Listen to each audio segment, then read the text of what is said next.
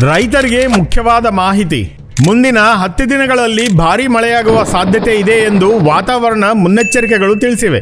July 17ರಿಂದ July 28ವರೆಗೆ Andhra, Telangana, Karnataka ಮತ್ತು ತಮಿಳುನಾಡಿನ ಕೆಲವು ಭಾಗಗಳಲ್ಲಿ ಮಳೆಯಾಗುವ ಸಾಧ್ಯತೆ ಎಂದು ವಾತಾವರಣ ಮುನ್ನೆಚ್ಚರಿಕೆ ತಿಳಿಸಿದೆ.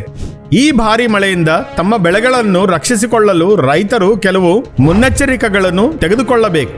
ಹೊಲಗಳಲ್ಲಿ ನೀರು ನಿಲ್ಲದಂತೆ ನೋಡಿಕೊಳ್ಳಿ. ಚರಂಡಿಗಳನ್ನು ಸ್ವಚ್ಛವಾಗಿ ಇಡಿ ಮತ್ತು ಹೆಚ್ಚಿದ ನೀರನ್ನು ಹೊರಹಾಕಲು ಸಿದ್ಧವಾಗಿಡಿ. ರಸಗೊಬ್ಬರಗಳು ಮತ್ತು ಕೀಟಕನಾಶಕಗಳು ತೇವಾಗದಂತೆ ಎಚ್ಚರಿಕೆಯಿಂದ ಸಂಗ್ರಹಿಸಿ. ತೇವಾಂಶ ಒಳಗೆ ಹೋಗದಂತೆ ಪ್ಲಾಸ್ಟಿಕ್ ಕವರ್ ಅಥವಾ ಟಾರ್ಪಲಿನ್ನಿಂದ ಮುಚ್ಚಿ. ಅಲ್ಲದೆ ಬೆಳೆ ಹೊಲಗಳಲ್ಲಿ ಗೆರೆಗಳನ್ನು ಬಲವನ್ನು ಪರಿಶೀಲಿಸಿ ಮತ್ತು ಮಳೆಯಾಗಿದ್ದಾಗ ಗೆರೆಗಳು ಮರೆಯದಂತೆ ನೋಡಿಕೊಳ್ಳಿ. ರೈತರು ಈ ಮುನ್ನೆಚ್ಚರಿಕೆಗಳನ್ನು ಅನುಸರಿಸಿ ಭಾರೀ ಮಳೆಯಿಂದ ಬೆಳೆಯನ್ನು ರಕ್ಷಿಸಿಕೊಳ್ಳಬೇಕು.